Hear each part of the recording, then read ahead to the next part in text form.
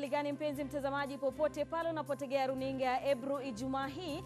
Kumbuka ni Ijumaa ya tarehe 13 mwezi ni wa Julai mwaka 2018. Kwa moyo mkunjufu tunakukaribisha katika taarifa zetu za Mwanga wa Ebru Ijumaa hii mtazamaji. Tena nirejeleni siku ya Ijumaa kumaanisha kwamba weekendi ndio mwanzo inaanza. Kumbuka kikosi kizima cha runinga ya Ebru kimekuandalia taarifa bomba kabisa zilizogonga vichwa vya habari, tukiwa na taarifa kuu mbili kutoka masuala kutoka ile ikulu ya Nairobi. Na pia Profesa Magoha, kumbuka huyu ni mshikadau nambari 1 wa masuala ya elimu, amekataa pendekezo la Wizara ya Elimu kuweza kutupilia mbali shule za bweni nchini. Mtazamaji, hizo ni baadhi ya taarifa kuu tulizokuandalia hii leo.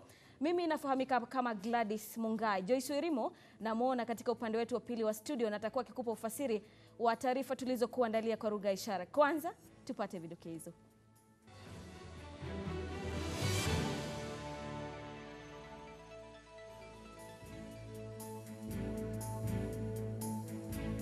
Rais Uhuru Kenyatta afanyia mabadiliko uongozi wa baadhi ya mawizara, huku msemaji wa ikulu Manoa Isipisu akitemwa nje ya ikulu.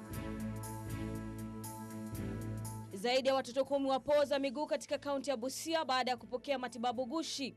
Mimi kama mzazi kwa watoto nasikia uchungu sana ninapoona mtoto nilizae kama ajalema, na mwisho nimeona mateso mabaya.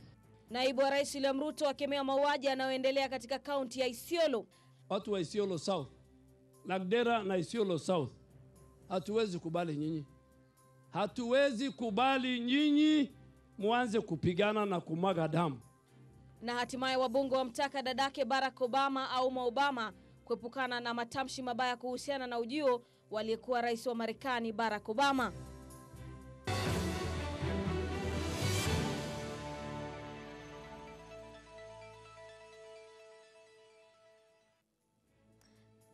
Karibu tena mtazamaji, kumbuka unaweza ukatutumia jumbe zako kuhusiana na habari ambazo tutakuwa tukikuletea kupitia mitandao ya Twitter na ule wa Facebook pia @Ebru Kenya, @Ebru TV Kenya ndo ile handle ya runinga Ebru, nami inapatikana @Gladys Mungai.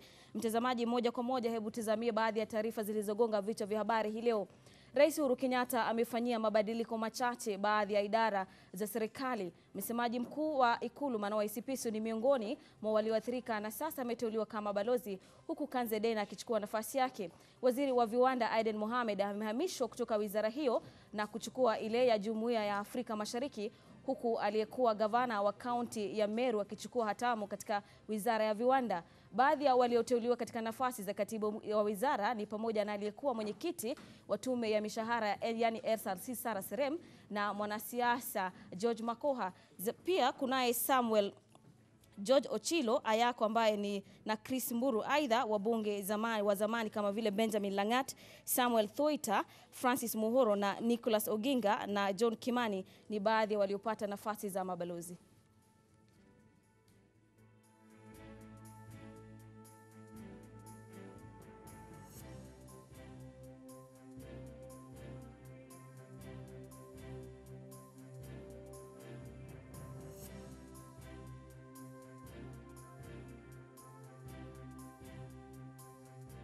Mtazamaji, hapo mabadiliko ya ikulu. Tukisonga mbele, naibu wa Rais William Ruto amewaonya wafugaji katika kaunti ya Isiolo dhidi ya kupigana. Ruto aliyezuru kaunti ya Isiolo mapema hii leo amesema kwamba ni jambo la kusikitisha kwamba wafugaji hao wamekuwa wakihatarisha usalama wa maeneo hayo badala ya kuzingatia kustawisha kaunti hiyo.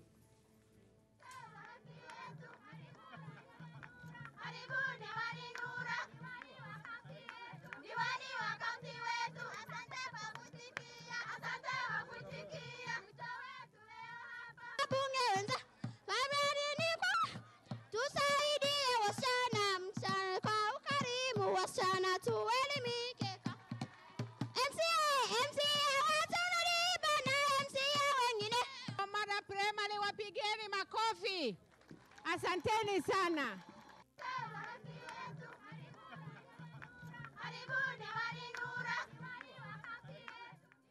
Mtazamaji, hapo ziara ya naibu wa Rais William Ruto katika kaunti ya Isiolo, ambapo kaunti hiyo imekuwa ikifanywa ama imekuwa ikikabiliwa na masuala ya ukosefu wa usalama pale ambapo ile jamii ya Isiolo Kaskazini, Kusini Kunradhi na pia jamii ya Ragdera wamekuwa wakihitilafiana na pamoja na mauaji kufanyika katika kaunti hiyo.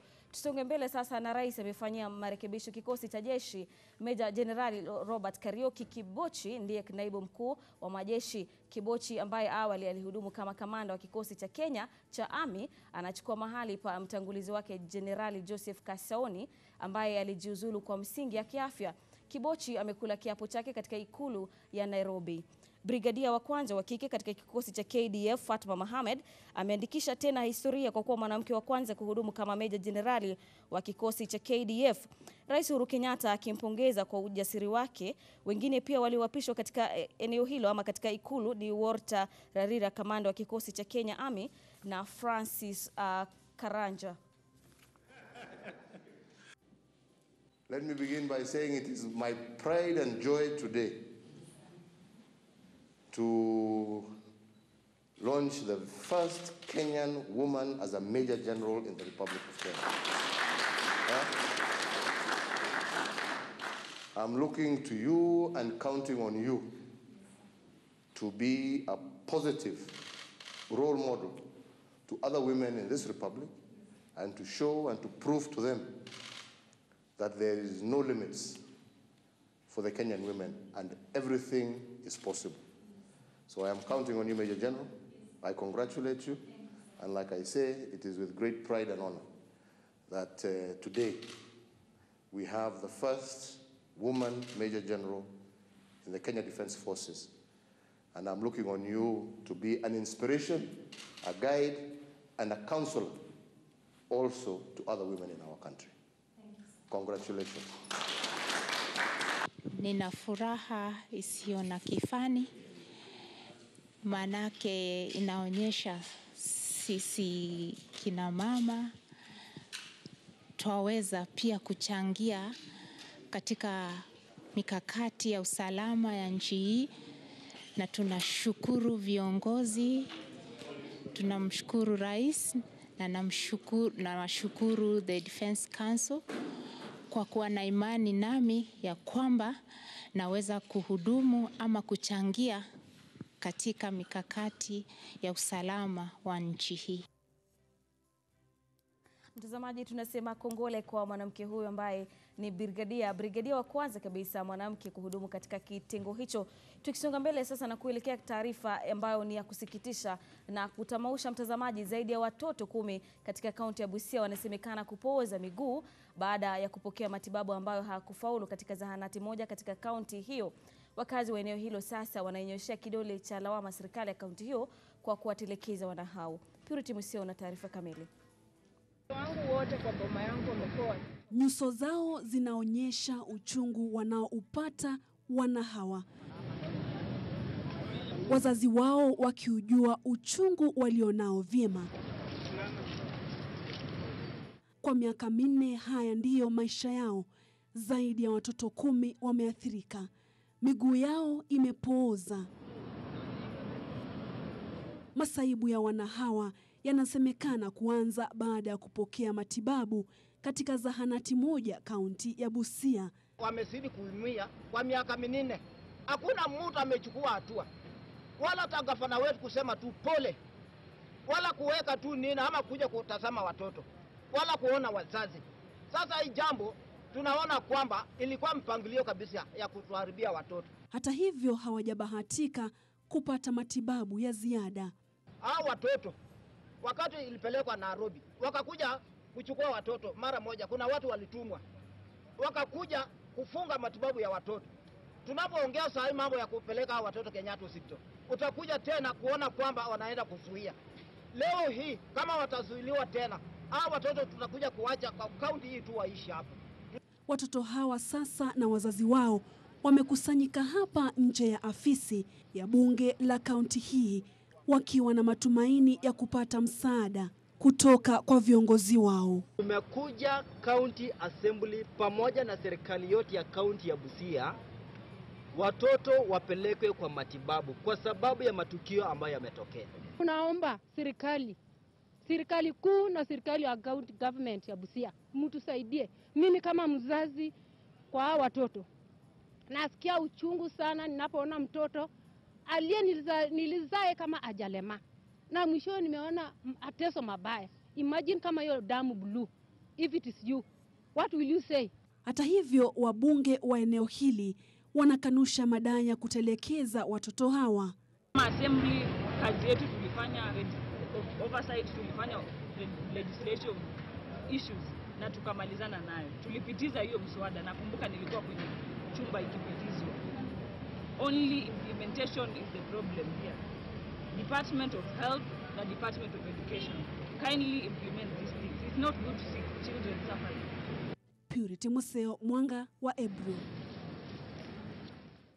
Asante sana mwenzangu Purity kwa taarifa hiyo mtazamaji, na kama ulivyosikia hapo taarifa ya kutamausha kuhusiana na zile tuseme kwamba zile huduma za watoto wamepatiwa katika kaunti ya Busia ambazo zinaweza kuwaharibu miili kwani wameweza kupooza miguu. Tunatumai kwamba kaunti hiyo itaweza kuwachukulia hatua maafisa wa huduma katika hospitali hiyo waliohusika.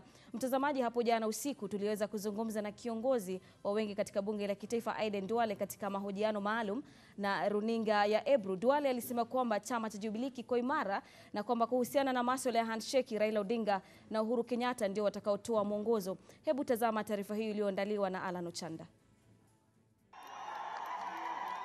Chama cha Jubilee kimeshuhudia semi zilizotishia kukigawanya katika siku za hivi majuzi, huku wanachama wakionekana kurejelea misimamo yao ya vyama vyao vya awali vya URP na TNA, lakini kiongozi wa walio wengi katika bunge la kitaifa Aden Duale katika mahojiano ya kipekee na runinga ya Ebru anasema hilo halipo katu. There are no URPs and there are no TNAs. Jubilee is a party that was formed after over 15 parties merged in 2016. So the narrative that there are camps in Jubilee is far-fetched. Semi hizo zikiwadia siku chache tu baada ya semi nyingine ya kutia hofu kutoka kwa katibu mkuu wa baraza la jamii ya Kikuyu Peter Munga, ambaye alitoa wito kwa naibu wa rais William Ruto kustaafu na rais Uhuru Kenyatta ifikapo mwaka 2022, lakini Duale anapuuzilia mbali kundi hilo. You know, the Kikuyu Council of Elders, those are amorphous groups. Why do you suggest so? No, they are amorphous. I mean, there are many amorphous Council of Elders even in my constituency. Mpango wa Jubilee ulilenga kuwaweka mamlakani kwa miongo miwili, Rais Kenyatta akitarajiwa kumuunga mkono mdogo wake Ruto kama ishara ya shukrani, na Duale anasema hilo ni baadhi ya masuala ambayo Jubilee inayapa kipaumbele licha ya Ruto kupepezea chini swala hilo. And while speaking about debt, I know there's been debate about who owes who what in the public domain. No person, no community, no section of Kenya owes anybody, including myself, anything. We owe ourselves the debt of love for one another. We have a roadmap. We have a succession plan that after President Uhuru Kenyatta, the next candidate that we will present to the people of Kenya is none other than William Ruto. Aidha, pamekuwa na majibizano kati ya kinara wa NASA Raila Odinga na naibu wa rais William Ruto, Odinga kidai Ruto na Kalonzo hawakuwa na ufahamu kabla ya salamu za uwiano, naye Ruto akishikilia kuwa alikuwa miongoni mwa waliohusishwa, lakini Duale anasema kuwa ni swala la umuhimu wa kitaifa. The president, who is our party leader, makes decisions, policy decisions or other decisions. Our work is to comply with. The president meets every day. Sometimes he meets me in a meeting, mine as the deputy president. Sometimes he meets the deputy president, mine as the speaker and myself on the cabinet. So the deputy president runs the office of the president as a principal assistant. Na kuhusu ndoa ya kisiasa kati ya Kenyatta na Odinga, Duale anaunga mkono kama iliyoleta uwiano nchini, lakini hachalii kumwonya Odinga kusahau majukumu yake ya kupiga msasa serikali. Honorable Raila Odinga has to make sure that as the leading figure of the opposition caucus in parliament and outside parliament, must make sure that the government is brought to check. Licha ya hakikisho kutoka kwa Duale la umoja wa chama cha Jubilee, naibu wa mwenyekiti wa Jubilee David Murathe ameelezea kusikitishwa kwake na baadhi ya wabunge wanaoendeleza siasa za mwaka 2022, akiitaja kama inayochelewesha ajenda ya Rais Kenyatta afisini. Alan Ochanda, Mwanga wa Ebru, Nairobi. Mtazamaji, Alan Ochanda hapo na taarifa kuhusiana na kiongozi wa wengi katika bunge la kitaifa Aden Duale ambaye amekiri kwamba Jubilee bado iko imara licha ya msukosuko unaonekana kuzidi kushuhudiwa katika chama hicho. Tusonge mbele sasa na katibu mkuu wa Wizara ya Ugatuzi Nelson Marwa ametangaza kupambana vilivyo na wezi wa mali ya umma. Marwa ameambia kamati ya uhasibu katika bunge la kitaifa kwamba hakuna mtu yeyote atakayekwepa kwa kuhusika katika ufujaji wa fedha za umma. Mwanahabari mwenzangu Jeff Haemba alihudhuria kamati hiyo na sasa anaarifu. Ni mara ya kwanza kwa katibu mkuu katika Wizara ya Ugatuzi Nelson Marwa kufika mbele ya kamati ya bunge kujibu masuala mbalimbali kuhusiana na matumizi ya fedha za umma. Marwa ameiambia kamati ya uhasibu bungeni kwamba hakuna mfanyikazi wizarani mwake atakayechezea kwa kufuja fedha za umma, huku akihakikisha kwamba mkono wa sheria utachukuliwa dhidi ya mhusika. I'm impressed by the level we are in. Inquisitive. The level at which you want to know what's happening and how it's happening. Not only for State Department for Devolution, because I'm watching you and you seem to be in the know academically, and, because a dwarf cannot ask these kind of critical questions. So if we misapply these resources, then we shall be sinking this country. Personally, we don't take offense. Marwa aliwafukia baadhi ya wakimbizi wa Kenya waliomo nchini Uganda akisema kuwa baadhi yao ni walaghai wanaolenga kufuja fedha za umma kwa madai kwamba wanakumbwa na changamoto kadha wa kadha. In respect to this matter of the Ugandan IDPs, how much money was spent on them? Mwanamanzia. Total amount of money. Yeah, we will be able to bring a report here with those details, because they are being paid in two categories and I don't have the details for now. Bwana Marwa, can we have by Wednesday? I can promise you some good work on this. Wale brokers wote ambao wanaharibia serikali, they will be arrested. Yes, so that genuine IDPs in this country are paid. Some of them are languishing in poverty. Yeah. Zaidi ya shilingi milioni 80 katika wizara hizi zinasemekana kutumika. Hata hivyo, jinsi zilivyotumika hadi sasa haijulikani, na kwa sasa Marwa amesimama kidete kwamba aliyehusika lazima wajibikie. We want to know who is this Mwangi, who is sitting on information that cannot be given to Kenyans through this honorable committee. Yeah. Kufumble here with guesswork here for you. We want to know who is this Mwangi who was in the ministry those years ago and is sitting on government information which Kenyans wants to know. Actually, want to know from him what powers, who gave him the powers to encourage his expenditures. Marwa kwa sasa amehamishwa kutoka wizara hiyo ya ugatuzi hadi ile ya masuala ya kijamii na fedha za uzeeni. Nikiripotia Mwanga wa Ebru, jina langu ni Jeff Haemba. Mtazamaji, kama ulivyomsikia hapo Jeff Haemba, Marwa alipokuwa akitoa ule ushuhuda wake ama kauli zake mbele ya kamati ya uhasibu kwenye bunge la kitaifa inayoongozwa na mbunge wa Undani ambaye ni Opiyo Wandayi. Tayari Rais Uhuru Kenyatta alikuwa anampangia uhamisho kuelekea katika ile idara ya masuala ya wazee na fedha kama hizo. Mtazamaji, tukisonga mbele, kutokana na upungufu wa udhaifu katika mfumo wa haki ya makosa ya jinai, Tume ya Kimataifa ya Wanasheria ICJ imefanya kazi pamoja na mashirika ya haki ya jinai ili kuleta njia mbadala za kujaza mapengo hayo. Katibu wa afisa ya mkurugenzi wa mashtaka ya umma Dorcas Odur alisema kwa uharibifu wa sheria na kurekebisha makosa madogo utaweza kusaidia kurekebisha mfumo huo. Dorcas aliyesema haya katika mkutano wa kila mwaka wa haki ya jinai hii leo asubuhi. Bonareri Samaha anatueleza zaidi. Mkutano huo ulileta pamoja mashirika ya haki ya jinai kutafuta njia za kurekebisha mfumo wa sheria. Kufafanua na kurekebisha makosa madogo ni mojawapo ya njia zilizojadiliwa na wadau. You can arrest somebody today, but the next day the evidence is not there, the witnesses are not there. So continually you have to review the cases to see whether they are properly in court. We do that on our desks. But we realize that doing it on our desks without looking at the circumstances of these people is not going to make sense. And for us to make a point and to tell other criminal justice agencies that all of us have a problem, we must come with data and evidence.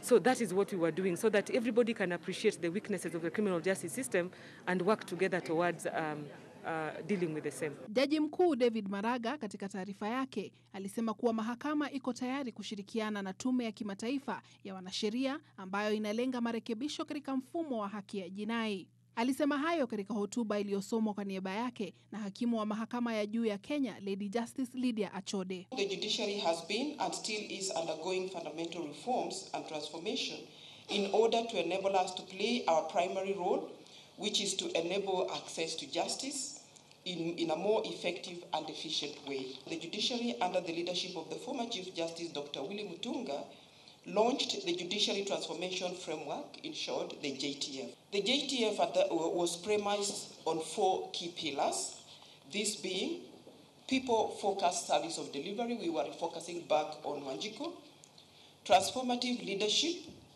organizational culture, and professional motivated staff. Ingawa kumekuwa na mafanikio makubwa katika mazingira ya marekebisho, ni wazi kuwa kuboresha utendaji wa sheria na taratibu za haki ni kazi ngumu na ya muda mrefu. Mazungumzo katika mkutano wa leo yanatarajiwa kuwawezesha washiriki kukabiliana na changamoto zinazokabili mfumo wa haki ya jinai. Bonareri Samaha, Mwanga wa Ebru. Mtazamaji, sasa ni katika masuala ya elimu. Profesa George Magoha amepinga vikali pendekezo lililotolewa hapo jana na Katibu Mkuu wa Elimu Belio Kipsang, ambaye alitoa pendekezo hapo jana la kutolewa kwa shule za mabweni kufuatia machafuko yanayoendelea katika shule za sekondari. Mwanahabari Francis Odea na mengi zaidi. Mchakato unaoendelea nchini kuhusu shule za sekondari kuteketeza mabweni na kukosa nidhamu imezua hisia mbalimbali, huku serikali ikijaribu kutoa suluhu kupunguza wimbi hili la migomo shuleni. Lakini Profesa George Magoha leo hii amepinga vikali pendekezo hilo lililotolewa hapo jana na Katibu Mkuu wa Elimu Belio Kipsang kupitia runinga moja hapa nchini. Magoha ametaja swala hilo kuwa lisilo na msingi. We should be more committed. We should do our work with passion to avoid going in that direction. If we are going to open more day schools, it should be because of the 100% transition, not because children has defeated us. I will not belong to that group that will be defeated by children, because even my own son did not defeat me. Kwake Katibu Mkuu Belio Kipsang amesema kuwa njia pekee ya kuepukana na visa hivi ni kubandua shule za mabweni na kusalia na zile za kutwa. Going forward next year, we shall spread this to some of our schools. Boy Girls in Eldred, which people can commute from the town. Kisii High School in Kisii, which is in town. Mama Ngina Girls, Shimolateo High School. Hapo awali wadau wa elimu na wanakamati wa bunge la seneti walikuwa wamependekeza kuahirisha zoezi la uhamisho wa walimu wakuu. Hata hivyo, Belio Kipsang amesema hii si sababu tosha ya kukabiliana na visa hivyo. The Teachers Service Commission and the Ministry of Education policy of delocalizing school heads has contributed very greatly to the 2018 students' unrest in school. Sosion na Misori wamelaumu mabadiliko ya sera yaliyotolewa na Wizara ya Elimu, kama vile kuongeza muda wa muhula wa pili na kupiga marufuku likizo ya kati ya muhula ujao, mbali na kupiga marufuku wazazi kuwatembelea wanafunzi shuleni kama sababu zinazochochea wimbi hili la moto shuleni. Children are like clean slates. Children are like clean slates. Let the teachers, including myself, do our jobs and the children shall conform. Magoha amesimama kidete kuwa bodi ya kusimamia mitihani nchini haitatingizika kamwe na migomo ya wanafunzi inayoendelea, huku serikali ikitangaza kukabiliana vikali na wanafunzi walioshiriki. Nikiripotia Mwanga wa Ebru, mimi ni Ode Francis. Kwingineko, viongozi kutoka jamii ya Kilo wamemtaka aliyekuwa rais wa Marekani Barack Obama kuunda mpango maalum utakaowasaidia wenyeji katika eneo la Nyanza. Wabunge mbalimbali wametoa hisia zao kuhusiana na ujio wa Barack Obama hapa nchini siku ya Jumapili. Ujio wa aliyekuwa rais wa Marekani Barack Obama nchini Kenya unazidi kuibua hisia mseto. Baadhi ya wabunge wa eneo la Nyanza kwa sasa wanamtaka Obama kuunda mipango itakayowasaidia wenyeji wa eneo hilo. So when they come, they don't necessarily bring goodies. Yeah, but they attract. They are coming actually as a potential of attracting more interest, okay, from all diverse interests into Kenya, not only into Kenya, but also into this county of Siaya. I mean, from a honest perspective, over the next 5 years, though he didn't have a responsibility to do many things, but I mean, he owes his roots. His roots originates from this region. I really welcome him dearly to this nation. This is his cradle land. This is where he came from. This is his father's nation. Therefore, a child who's coming back home is highly and mostly welcome. Obama atasafiri kwenda nyumbani mwa baba yake siku ya Jumapili kama sehemu ya ziara ambayo pia itampeleka nchini Afrika Kusini, Uhispania na Ureno. There will be serious impact to the nation. Then people in his village must benefit by his coming. And personally, I would like to meet Obama at a personal level. There's something I want to discuss with him one-on-one. So you need to give me an opportunity to discuss with him something one-on-one. I feel elated, yes, and greatly honored that we are going for the first time as a people to host a former U.S. president. We would have loved to host him as a sitting president, which, as you know, it didn't happen. There's land. We want him to build a house and settle. We are not asking him to be a Kenyan. Still can be an American. But let him build a house. Let him do something here. But most importantly, we want to see more Kenyans involved in the exchange program.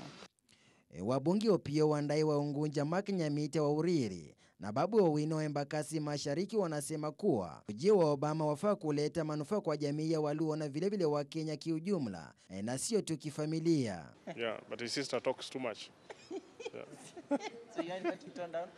No, Auma to tone down. He's your brother, yes, but tone down, my dear. This is Kenya. Last time there was too much struggle in seeing him. I was a student leader, but I was invited at State House for the dinner. I attended the dinner. I was one of the dignitaries who was invited to meet the president, because then I was also the president of the University of Nairobi, that is SONU. So a president was meeting another president.